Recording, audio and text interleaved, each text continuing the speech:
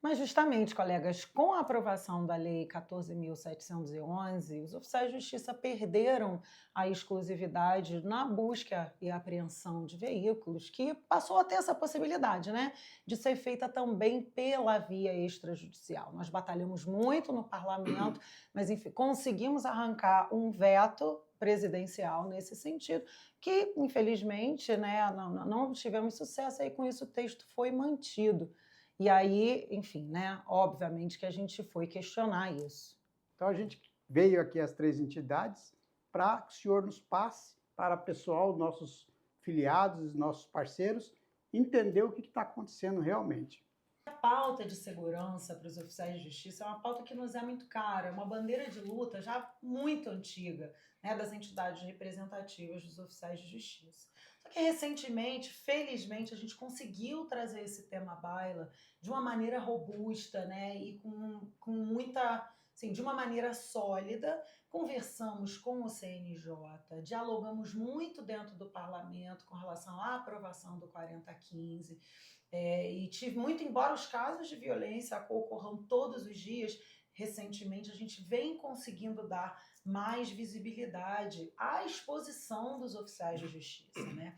E aí, nesse sentido, a gente vem dialogando com o CNJ, vem dialogando com os tribunais e as entidades aqui reunidas estão buscando agora efetividade nessas medidas que vão garantir de maneira preventiva na execução das diligências e para as vítimas de violência, uma proteção maior no exercício da atividade do oficial de justiça no cumprimento das ordens. Mariana, aspecto importante de se refletir é que a questão da segurança ela não é só do ponto de vista passivo, não é só a gente esperar que seja aprovado o porte de arma, é uma pauta muito importante, mas ela não há declaração de que a nossa atividade é de risco, mas tem também o lado ativo do oficial de justiça. Então, cursos de formação, a preparação do oficial de justiça, a consciência de que ele precisa mudar, inclusive a forma de trabalhar, como, por exemplo, trabalhar em equipe, trabalhar no mínimo em dupla. Aí também tem um lado do próprio oficial de justiça que ele precisa de ter essa consciência e assumir essa responsabilidade com a sua própria vida, com a sua segurança. Essa pauta ela tem que ser olhada do ponto de vista passivo, mas também do ponto de vista ativo. O que é que cada um de nós podemos fazer para garantir a nossa segurança? A gente entende também que nós, oficiais de justiça, estamos passando por uma reformulação e a gente prevê que no futuro isso possa aumentar a violência por causa das decisões que estão cada vez mais fortes e com isso o oficial de justiça, como ele falou, precisa também se precaver, precisa procurar. Aí as três entidades reuniu, estamos aí conversando com o Dr. Rude e já estamos adiantando alguns expedientes e gostaria que o senhor explicasse para nós um pouquinho do que a gente já vem fazendo essas três entidades para dar mais segurança para nós oficiais de justiça. Arthur, lá em 2015 nós tivemos uma decisão importante na época, uma relatoria de um procedimento no CNJ, e naquele momento foram acolhidos os argumentos de que cada tribunal tinha que providenciar cursos de formação, melhorar a estrutura de conexão das informações para evitar, por exemplo, que um oficial fosse cumprir mandado num lugar onde já tinha sido noticiado que ele é agredido, né? E ele não sabia, vai para lá, sendo que outro colega já foi. Entre outras medidas que foram determinadas na época pela relatora. Só que de lá para cá, nós notamos que, e vocês têm visto isso, né, que falta aplicação concreta desse tipo de determinação. E isso caiu ao longo do tempo num certo esquecimento, daí que as três entidades voltaram agora ao CNJ com um procedimento para que isso seja efetivamente implantado, né? E aí há desde pedidos sobre o curso de formação, inclusive de defesa, né, de como agir diante do cumprimento do mandado. O que importa, talvez não tanto a oficiais tão experientes como vocês, mas os novos certamente têm muito interesse nisso. A questão de um manual sobre as rotinas e essas proteções que o oficial deve tomar, deve ter para poder cumprir esses mandatos.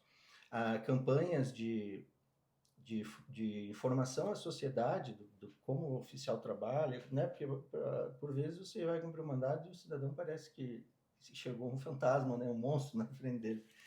E vocês sempre lidam com isso acalmando a pessoa junto com o cumprimento, né? Mas é importante saberem o que isso é feito. E isso é um papel dos tribunais, né? De garantir que essas informações, essas campanhas sejam implementadas. Perfeito.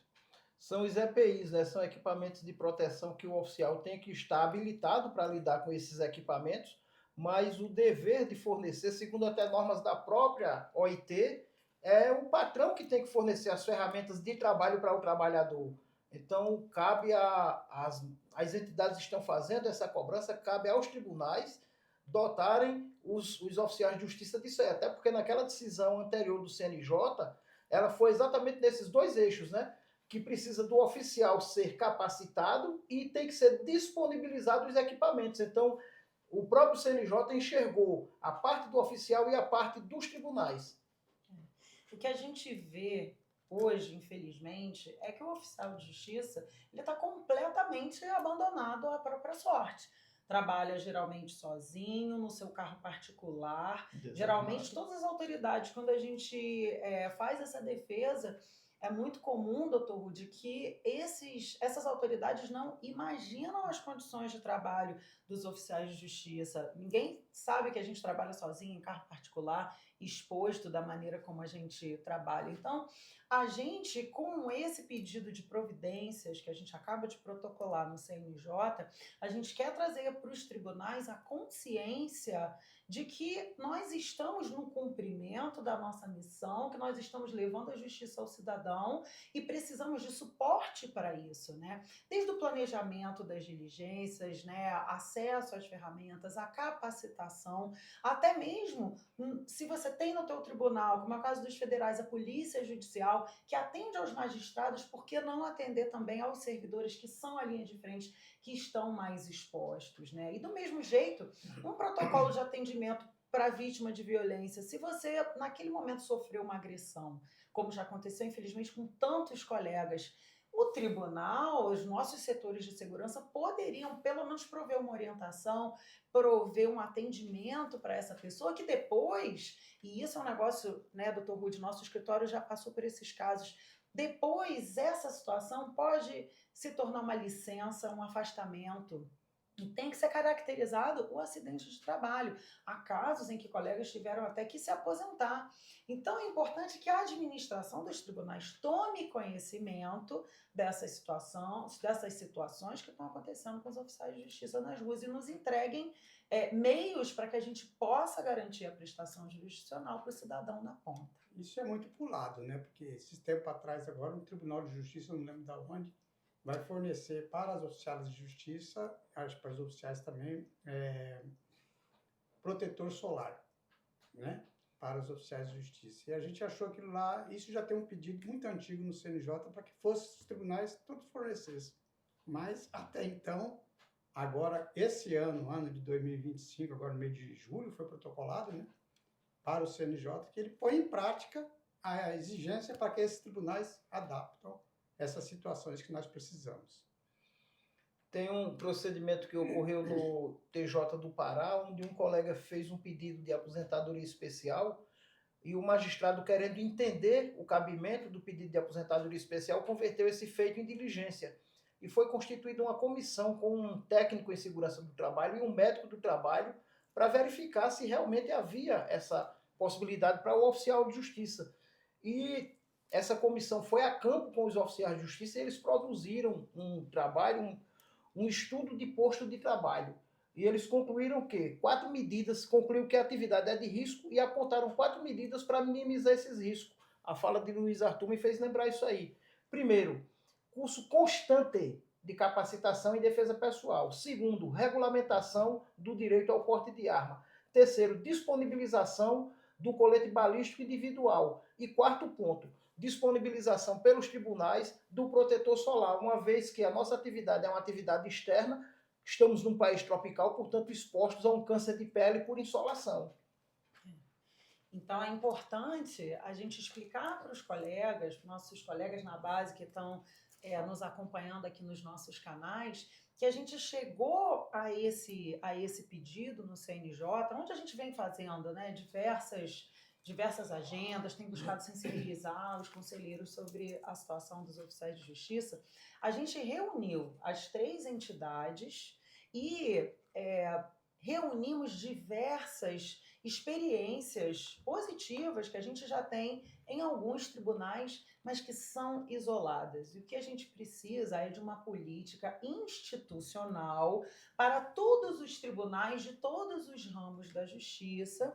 Nós levamos essa ideia para a nossa assessoria jurídica, do Cássio Rosarim, advogados, para que a gente pudesse reunir as experiências, trazer isso de uma forma, né, bem amarradinha, para que a gente possa pedir para o CNJ que isso venha para todos os tribunais do país.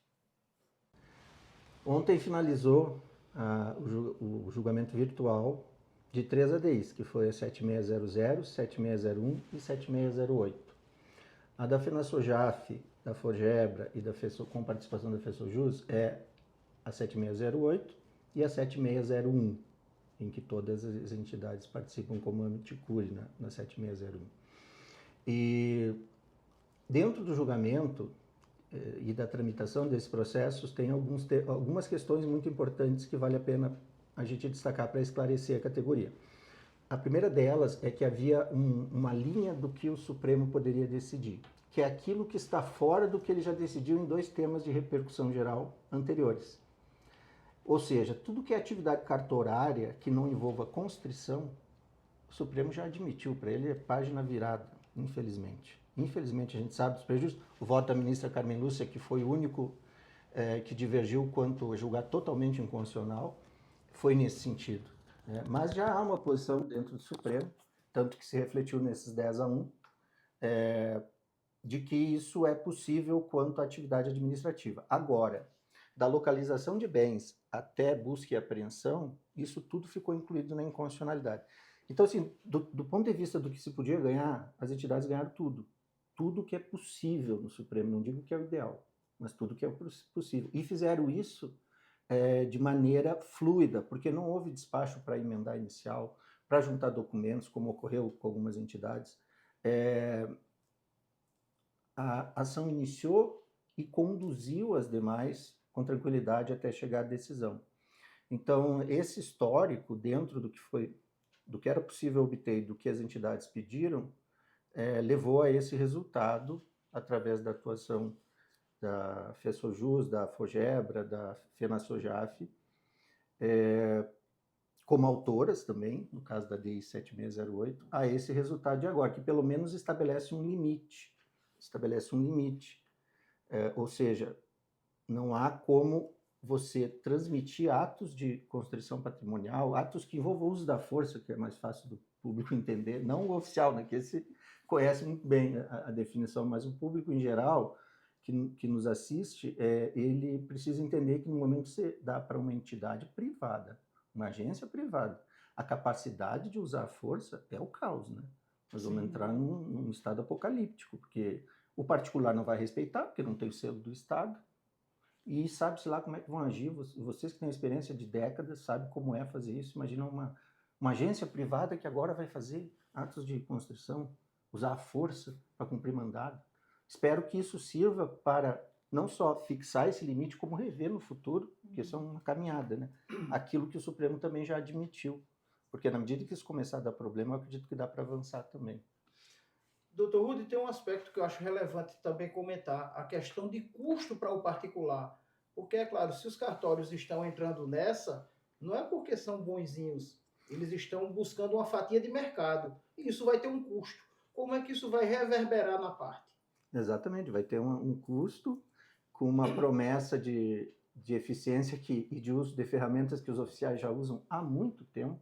Né? Não é por acaso que o CNJ aprovou o agente de inteligência processual, que também foi a partir da atuação de vocês, e isso casando a ferramenta eletrônica que vocês já operam há muito tempo, né? E se você olhar a justificativa da Lei 14.711, ela vinha justamente com isso, a possibilidade de avançar para ter mais eficiência com o uso de ferramenta eletrônica, tudo que você já faz, né? Sim. E agora, a diferença é que agora faz com um custo muito maior. E o credor que optar por usar os cartórios, dependendo do credor, ele vai notar esse custo no orçamento dele.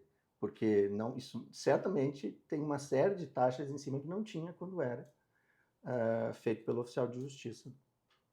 E assim, doutor, só para entender um pouco, aí voltando à questão dessa DIN que o pessoal está falando aí pelos 4 cantos, que conseguiram a outra entidade, a gente quer deixar bem claro que as 3 entidades aqui juntas que foi vitoriosa numa situação que a gente já vem correndo há um tempo em cima dessa decisão do Supremo. Então não foi uma coisa começada agora e concluída agora. Nós já estamos há muito tempo já correndo atrás para que isso viesse a acontecer ontem, com a decisão do Supremo Tribunal Federal, né? Exato, Luiz Arthur, e tem um detalhe que vocês lembram muito bem, na época de outras tentativas legislativas, vocês conseguiram retirar de pauta a votação dessa parte, né? Porque houve até emenda a um outro projeto de lei tentando incluir, e aí fizeram uma mobilização enorme, é uma história longa, conseguiram tirar, aí dessa última vez, fizeram a mesma coisa, mas a Noreg lá estava em cima, né?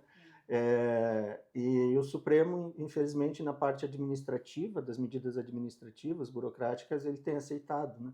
O nosso desafio, eu acho agora, pessoal, é reverter isso na medida em que isso é aplicado também para a fase administrativa, porque não tem mais nenhum sentido com o processo eletrônico você achar que um cartório... Na verdade, tem cartório muito mais atrasado que vocês para fazer isso. Sim, exatamente, né? O Brasil é muito grande e não dá para ele fazer lá nos rincões uma situação dessa que é só ele, os moradores da cidade, ele fazer uma situação dessa que não envolve a participação do judiciário.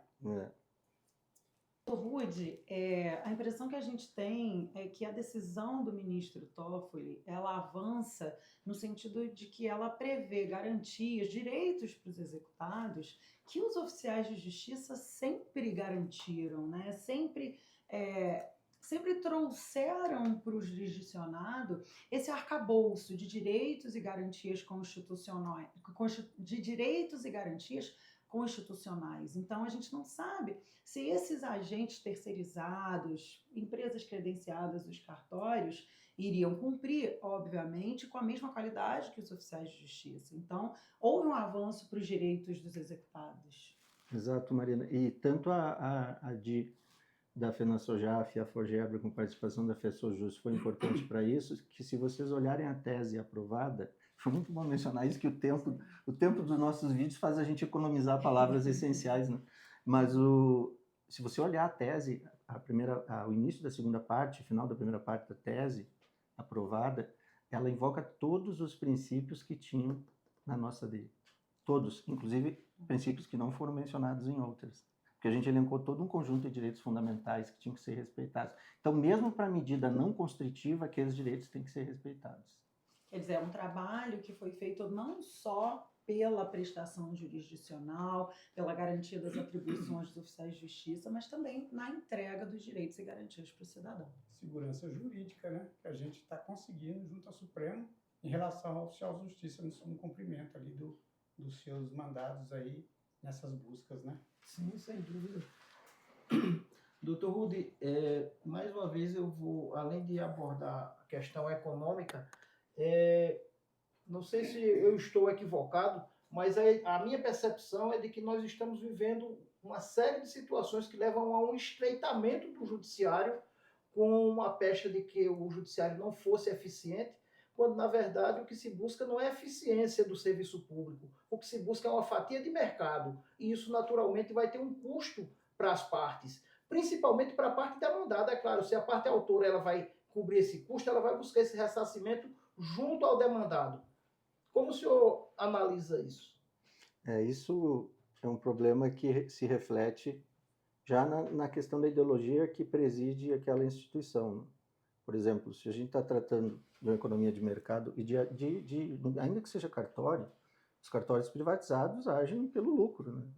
Ninguém faz isso tirando o cartório de registro civil, a boa parte, em alguns lugares, as identidades são todas expedidas de graça, porque simplesmente a população não tem recurso, mas o cartório de títulos, ele, evidentemente, ele está interessado na fatia financeira disso. E se você analisar como eles têm dificuldade, as empresas privadas em geral, os cartórios privados não são diferentes, em acolher até direitos fundamentais na contratação de empregados, não é? Quando tem que observar alguma regra, todo empresário está lá brigando, que eu não quero ter que contratar observar essa regra específica, aquela outra, eu quero ter mais liberdade.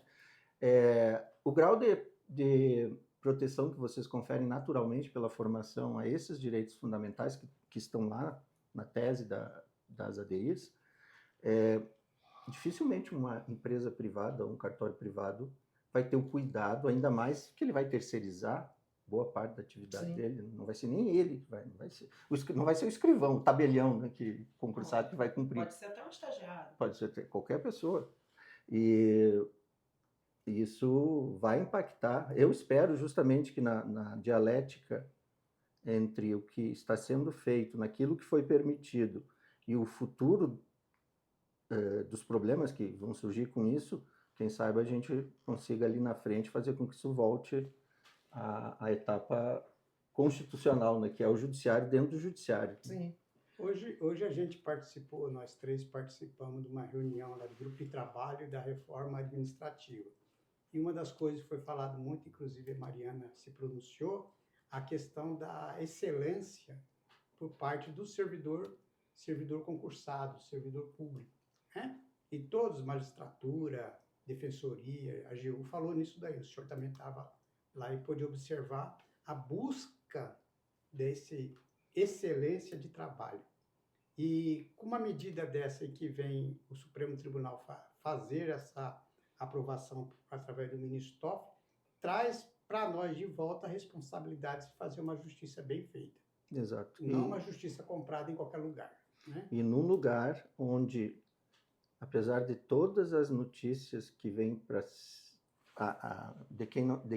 por interesses de também tomar essa fatia da administração pública no GT da reforma, se você observar, se diz que tem servidor demais no Brasil.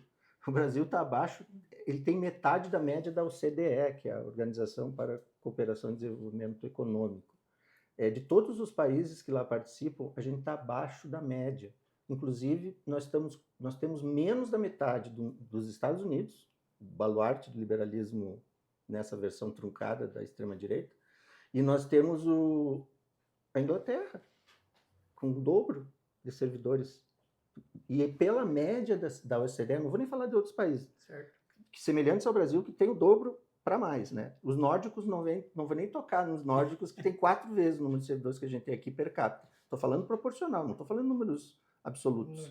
Ou seja, nós estamos muito abaixo da média da OCDE. Então, como é que tem servidor demais aqui? Ou seja, o investimento em servidor público, muito pouco. Muito né? pouco, Muito e se há dificuldade em algum lugar da chegada do serviço administrativo, é por falta de servidor, não é por excesso. E também não é terceirizando essas funções De jeito nenhum. que você vai procurar excelência no trabalho. Né?